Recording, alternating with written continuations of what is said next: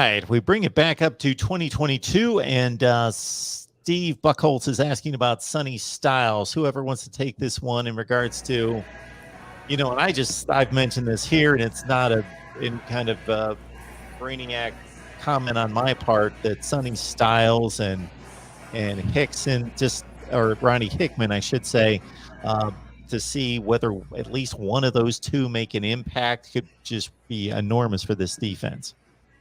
I'd feel a lot better if Sonny were able to have the winter and spring and to get acclimated. But he's a reclassification guy who's going to be a year behind everybody who's going to who's the June enrollee. So I think it's kind of a big ask. I mean, it's certainly a position of need in terms of what the Jim Knowles offense is going to be asking in terms of personnel and some things there. But I think Sonny Styles is going to have to probably go the route that a lot of players do, and that first year is going to be some special teams. And I think Ohio State's going to win some games handily to where he's going to get out there and be able to have the opportunity to figure out up is up and down is down and left is left, et cetera, et cetera. But I would be really surprised if he were able to step in, because even JT Tuimoloau, who came in even later with the July 4th declaration and came in a couple weeks before the season, and he saw, he had some impact and played a decent amount, but that's a little bit of a different situation of where you're playing closer to the ball. You're not asked as many duties. And, and honestly, I don't think we won't necessarily want to see anything that is a throwback to last year's defense in terms of, well, he was able to get away with it. Yeah, well, the defense last year just wasn't really that good. So if Sonny Styles is able to step in and have an impact this year, it's one of two things. Sonny Styles is the most remarkable athlete in the world, or this defense hasn't learned a damn thing. I'm optimistic he can help them this year. I don't look for him to be a starter or anything right away. I think JT Tuimoloau last year coming in July was kind of the blueprint that it does take you 5 or 6 games to get your feet wet and get acclimated, and maybe he makes more of an impact as the season goes on. Maybe he makes more of an impact on special teams. He was dynamic on special teams for Pick Central. There was a nationally televised game where he blocked maybe 1 or 2 punts. So there are a lot of ways you can have impact and fingerprints on a game. Chris Olave, as a freshman, did a lot of things on special teams to kind of get his feet wet. And that's what everybody talks about at Ohio State, is the first place that you'll make an impact if you're going to play is on special teams, and then you build up from there. So maybe that's where early in the season where it's pretty simple of go get football, that type thing. Go take football off punter's foot and score a touchdown. It's simpler than the intricacy of trying to go in on defense and trying to read a quarterback's eyes and trying to shadow a linebacker, or rather a tight end, and all these other things that you have to do. So, again, very optimistic about him. And really, this continues to beat the drum. 2 or 3 years ago, I was doing exposés on how poorly they had recruited on the defensive side of the football. Well, that's no longer the case when you've got 5 national top 50 guys now on the roster with Styles and Hicks and Powers and Sawyer and Tuimoloau. You don't have it necessarily just yet in the secondary, but I think you've got veterans back there.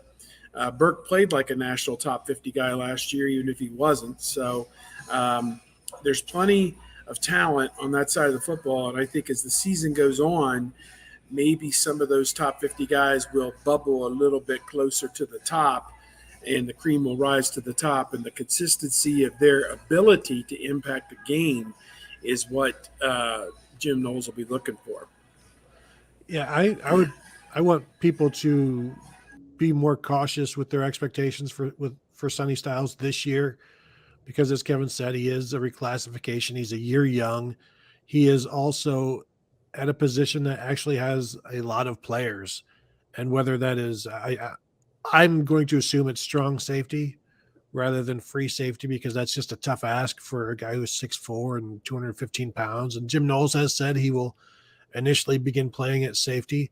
I would expect that to be more of a strong safety where they already have Josh Proctor and Court Williams, and Lathan Ransom is somewhere, and we know Ronnie Hickman is starting at free safety. So there's two guys at each spot if you want to put Lathan Ransom at free safety, and then there's also Kai Stokes. So right now there's just a lot of guys, and that's with guys leaving through the portal from safety at Ohio State. But I think it's a tough ask for him to make an impact on defense this year. He can certainly make some plays, and we'll have some opportunities in blowouts.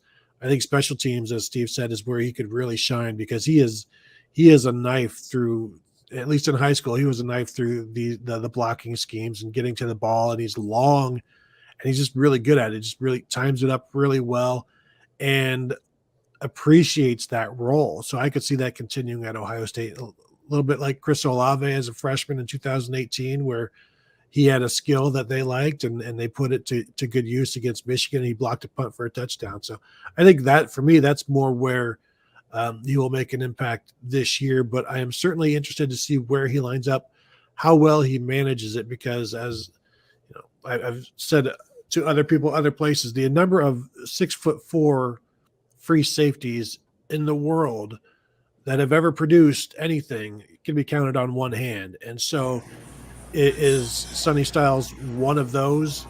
To say that anybody is, you're probably wrong. I think outside linebacker, defensive end, some kind of rush man package is probably where he's going to end up. USC had that guy Taylor Mays, who was like 6'3", 225, but I don't know if he ever amounted to much of anything in the NFL. But I look at it. I look at it that Styles is a guy that can impact the bottom line. Again, as I say, I don't know over the long haul if that's going to be at safety or not. But that's where he wants to give it his first shot. That's what the coaches said. We'll let you try it and go from there. But to me, I always said at Pick Central, they won big. I mean, they did win a state championship one year and were second, I think, his junior year, and then got beat by Upper Arlington, which made it to the Final Four, like regional final. I think they lost last year. So they won 10, 12 games all three of his years. They won big. They beat people pretty handily, but I always just kind of complained that he wasn't in on enough plays at Pick Central. I mean, because they would play teams like Lancaster, who just runs the ball exclusively. Newark just runs the ball exclusively. And he would basically, get a folding chair and just sit in the back, and just watch it all unfold in front of him. And once a quarter, somebody would leak out. He'd go over and breathe on them and they'd fall down. It was like, why isn't this guy involved in more plays? Why isn't this guy involved in hitting people at the line? He's bigger than everybody. Why isn't he up front, knocking the ball carrier to the ground every other play? He was not involved in much. So from my standpoint and from my brothers, and I'm not saying you need to run him in the ground or anything stupid, because he's a tremendously talented player. It's just, I would have liked to have seen him involved more. And then when they did play, was it St. X in the state championship game, the pass defense that day was miserably awful. And I don't put that entirely on him, but it's like, okay, he's not involved in anything that happens in the front seven. He's not involved in anything with the line of scrimmage.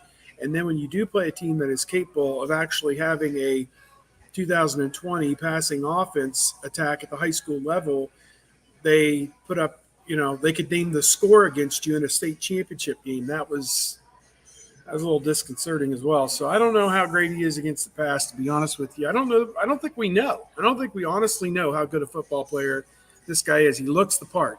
He looks the part. We're going to find out how good a football player he really is, though.